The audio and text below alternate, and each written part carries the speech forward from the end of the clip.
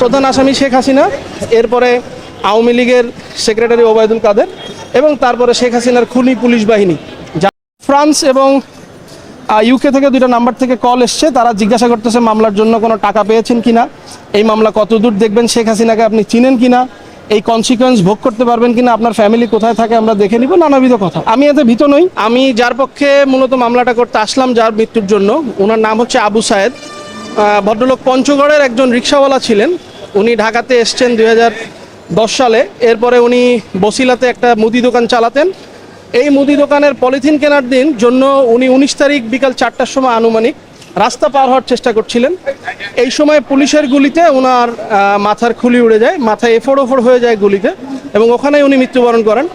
পরবর্তীতে এই লাশটা ঢাকায় কোনো রকম পোস্টমর্টেম অথবা কোনো কিছু না করে আনআইডেন্টিফাইডভাবে আপনার পঞ্চগড়ে পাঠিয়ে দেওয়া হয় এবং তাকে শহীদ অথবা অন্য কোনো কিছুতে কাউন্টেড না করেই লোকালি তাকে ওখানে দাফন করা হয়।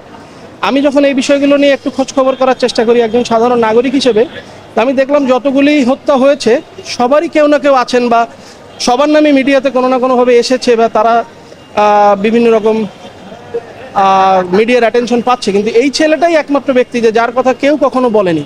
পরবর্তীতে তার ফ্যামিলিতে খোঁজ নিয়ে জানতে পারি যে তারা অত্যন্ত দরিদ্র এবং তাদের ঘরে চাল নাই। আমি তাদেরকে অনুরোধ করেছিলাম যে একজন ঢাকাতে এসে মামলাটা করেন, তো অবশেষে বিবেকের তাড়নায় আর থাকতে না পেরে আজকে এসে খুনি হাসিনার এগেনস্টে হত্যা মামলার জন্য আবেদন করেছি। মামলার প্রধান আসামি শেখ হাসিনা, এরপরে আওয়ামী লীগের সেক্রেটারি ওবায়দুল কাদের এবং তারপরে শেখ হাসিনার খুনি পুলিশ বাহিনী, যারা আসলে এই খুনের এবং যে গুমের, শুধু তাই না, মানে জুলাইয়ের সমস্ত খুনের দায়ভার যে পুলিশ বাহিনীর কাছে, সেই পুলিশ বাহিনীর প্রধান সাবেক আইজিপি, সাবেক ডিএমপি কমিশনার, ডিএমপির সাবেক ডিবির অফিসার যারা ছিল তারা, এবং 3 জন রাজনৈতিক ব্যক্তিত্ব, স্বরাষ্ট্রমন্ত্রী ওবায়দুল কাদের এবং তৎকালীন বাংলাদেশের প্রধানমন্ত্রী শেখ হাসিনা।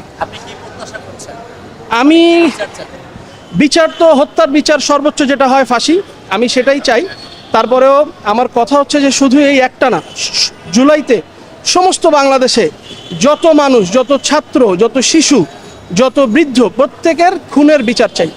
এবং আমি শুরু করলাম, অনেকেই হয়তো ভয় পাচ্ছে, শেখ হাসিনার বিরুদ্ধে মামলা করতে চায় না, অনেকেই হয়তো মনে করছে যে তার অনেক ক্ষতি হবে। আমাকে অনেকেই মামলার আগে বলেছিলেন যে তুমি এটাতে যেও না, কিন্তু শুধুমাত্র বিবেকের তাড়নায় যে এই ছেলেটাকে কেউ কোনোদিন অ্যাটেনশনই দিল না, একটা লোক মারা গেল মাথায় গুলি খেয়ে, কেউ কিছু বললো না, গেলও না তার বাড়িতে, এই জন্যই আমি এই বিবেকের তাড়নায় মামলাটা করলাম।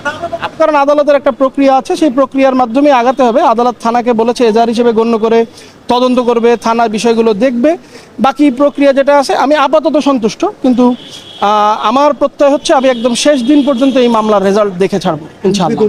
ফ্রান্স এবং ইউকে থেকে দুইটা নাম্বার থেকে কল এসছে, তারা জিজ্ঞাসা করতেছে মামলার জন্য কোনো টাকা পেয়েছেন কিনা, এই মামলা কতদূর দেখবেন, শেখ হাসিনাকে আপনি চিনেন কিনা, এই কনসিকোয়েন্স ভোগ করতে পারবেন কিনা, আপনার ফ্যামিলি কোথায় থাকে আমরা দেখে নিব, নানাবিধ কথা। আমি এতে ভীত নই, কারণ আমি জানি যে এরকম ভয়ভীতি দিয়েই তারা গত 17 বছর অন্যায়ভাবে এদেশটাকে শোষণ করেছে এবং এতগুলো ছাত্র জনতার মৃত্যু ঘটিয়েছে।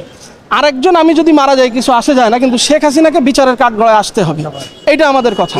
আপনাকে যে হুমকি দিয়েছে, আইনের সহযোগিতা আপনি চান? আমি এখনো আইনের সহযোগিতা চাওয়ার মতো গুরুত্বপূর্ণ মনে করছি না, কারণ এটা হচ্ছে গিয়ে যে কেউ একটা ফোন নাম্বার তুলে দুটা কথা বিদেশ থেকে বলতেই পারে। আমি যদি আসলেই ফিল করি যে আমার নিরাপত্তার অভাব, আমি অবশ্যই বাংলাদেশ পুলিশের কাছে এটার জন্য সাহায্য প্রার্থনা করব, মানুষের কাছে আবেদন করব, যাদের আত্মীয়, যাদের বন্ধু, যাদের ভাই, যাদের বাচ্চা, যাদের বাবা, যাদের মা মারা গেছে, আপনারা প্রত্যেকে আসুন। এই শেখ হাসিনাকে ভয় পাওয়ার দিন চলে গেছে, সিনা টান করে দাঁড়ান, মামলা করেন। আমরা এই শেখ হাসিনা এবং তার রেজিমকে ন্যায় বিচারের মাধ্যমে যা তারা ঘটিয়েছে, সেই ঘটানোর যে বিচার, সেই বিচারের মুখোমুখি করতে চাই।